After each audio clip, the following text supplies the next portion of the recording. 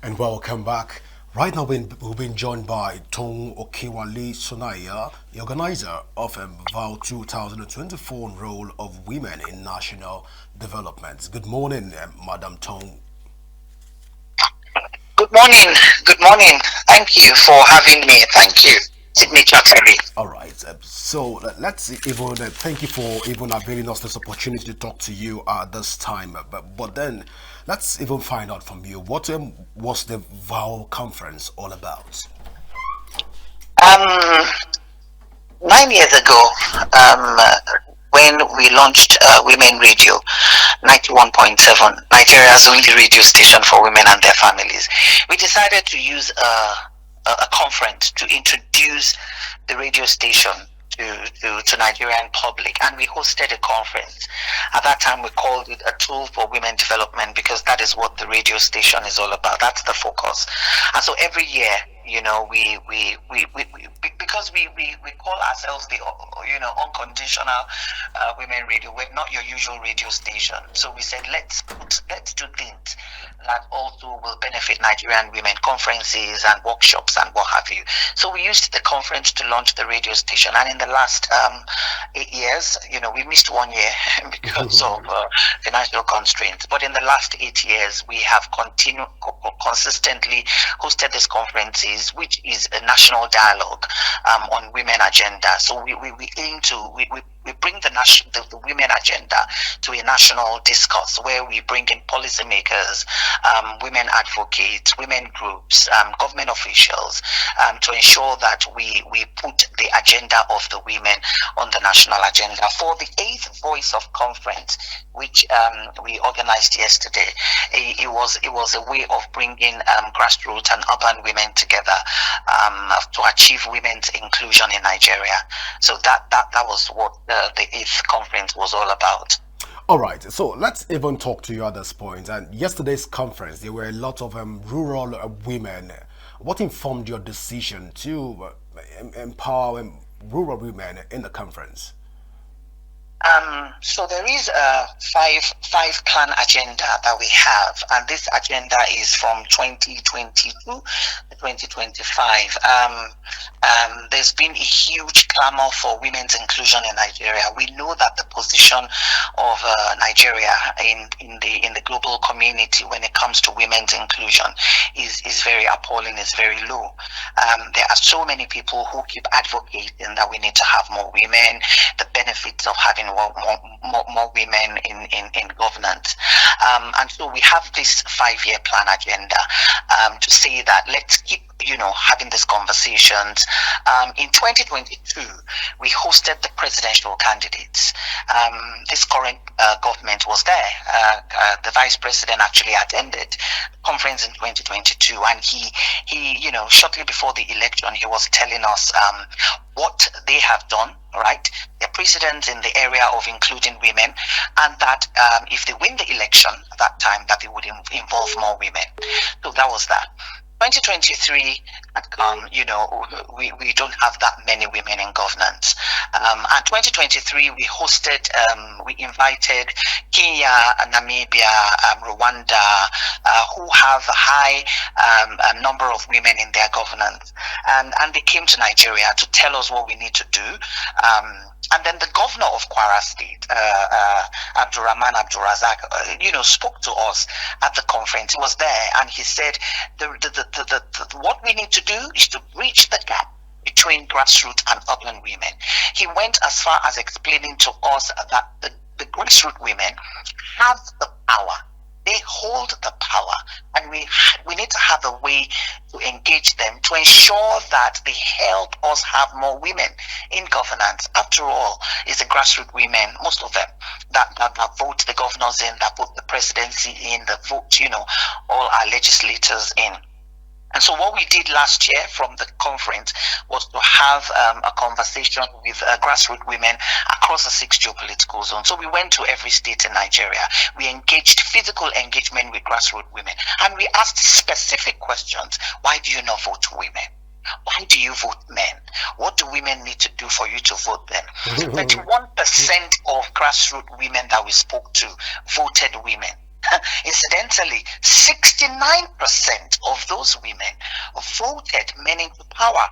So when they told us the challenges, we decided we're going to host this conference. And that is why we brought grassroots women from every corner of Nigeria to a room to engage the urban women, for them to understand the challenges and agree. And I think that was a fantastic conference because grassroots women stood up, they spoke their mind.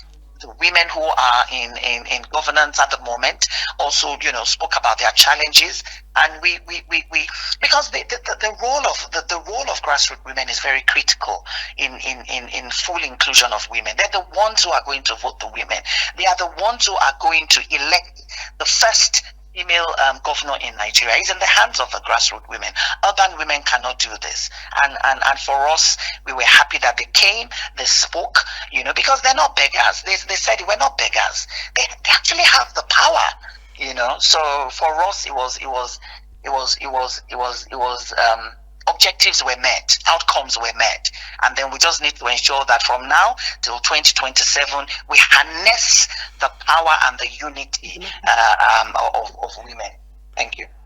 All right, so let's even move away from that rural conversation and talk about the support for this particular conference. I also understand that MacArthur Foundation, as well as other NGOs, have been at the forefront of support for this conference. But has the government gotten involved so far in terms of support in this conference? So, I cannot but acknowledge and salute the MacArthur Foundation, led by Dr. Koli Shetima in Nigeria. They have supported. They have supported not just women. Accountability is the issue here for us, and transparency. I mean, if women put you in power, obviously there are things you need to do. And so they enabled us to be able to ask these questions, of our leaders, whether in government, whether in the corporate sector.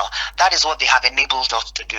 And we have, what we have been doing in the last 3 years with the MacArthur Foundation is to enable grassroots women, to guide them on what they need to do. And the outcome yesterday showed that the work we have been doing through the MacArthur Foundation has actually helped, because they came out and they spoke. And they said this is what needs to be done. So yes, the MacArthur Foundation has supported. Now, when we're talking about government, I'm going to be very specific here. The Kwara state government has supported women.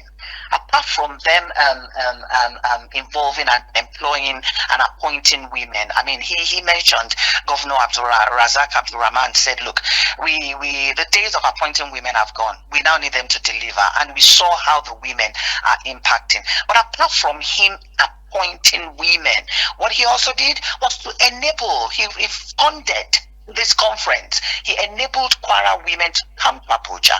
He enabled Kwara women to come and have conversations with the people who voted them in as well. Ekiti state government also did the same thing. They enabled Ekiti women to come for this conference. So yes, they funded, they worked with us, they funded, they supported us. That is all that we have gotten.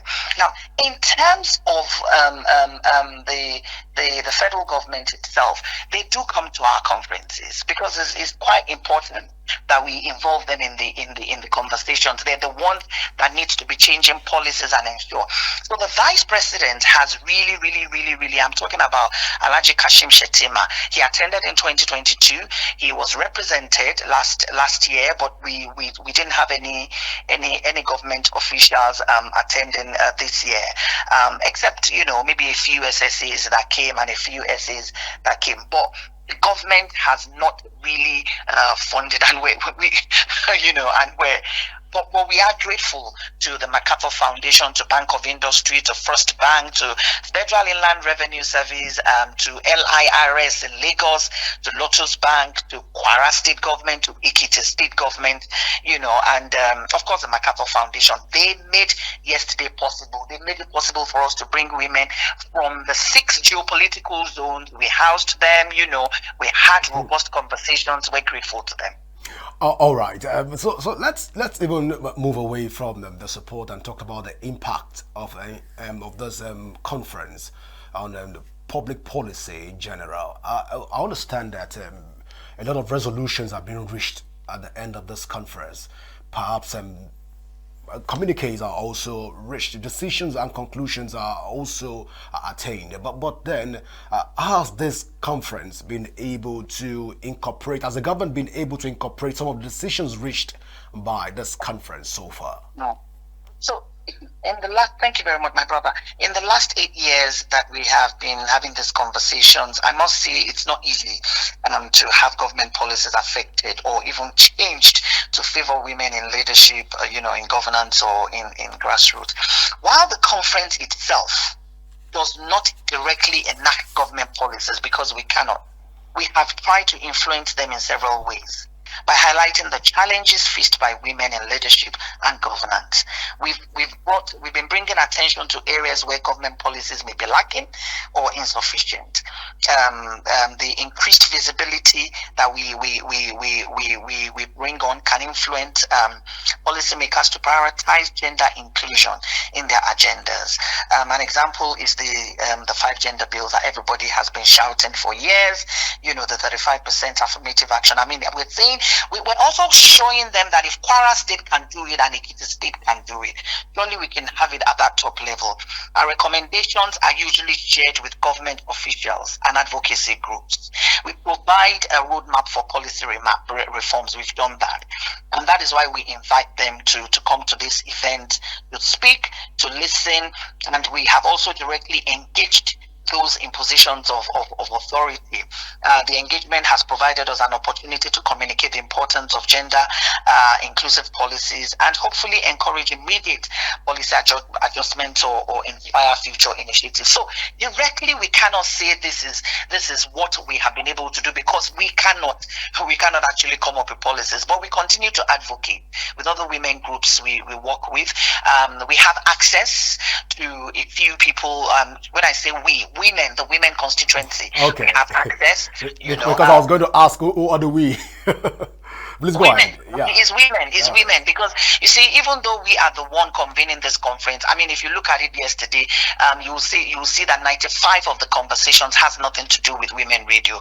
We're just lucky to be that platform, that is advocating for the woman agenda. But the people that matter are there, and so what we're doing after this conference is because we still have 3 years to get things done. We've been told that there is little the government can do. Somebody put a president there, somebody put a governor there, and so they have their own agenda and they need to go back and probably do the bidding or be influenced by the bidding of those who put them there.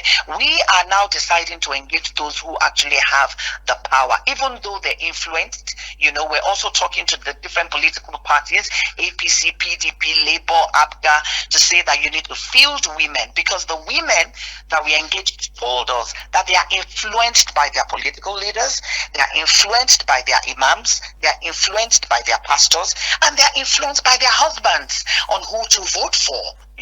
So we're also talking to the custodians of our culture and explain to them the benefits of having women, that having women in governance is not going to threaten you.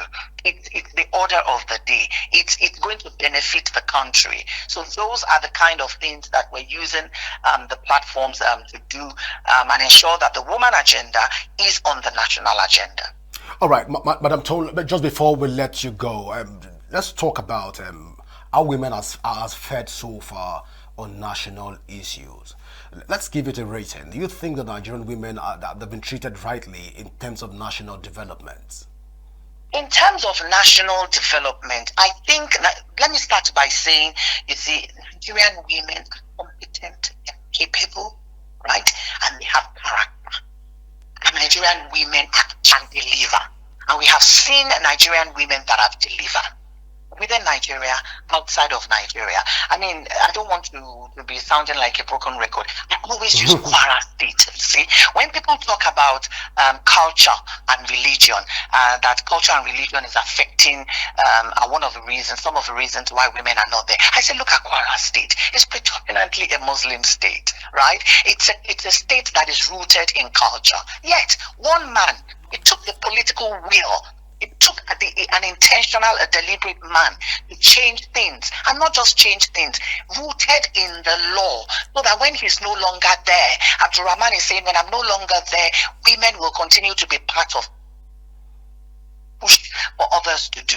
So coming back to your question, in terms of development, women are not doing badly. But in terms of governance, we are very poor in what we are doing. And this is why I think we lost you there, Madam Toun Okewale Sonaiya, organizer of women understand a lot for women in Lagos State. He needs to be deliberate, he needs to be intentional, and he needs to use his willpower to ensure that women are where they should be. Have we done very well for Nigerian women as a nation? No. All right, Ma. I think I need to let you go at this point. I want to say thank you so much for finding out time to speak with us today. Thank you. Thank you very much. All right, thank then. You. Thank you so Thanks much, for having me. Madam Toun Okewale.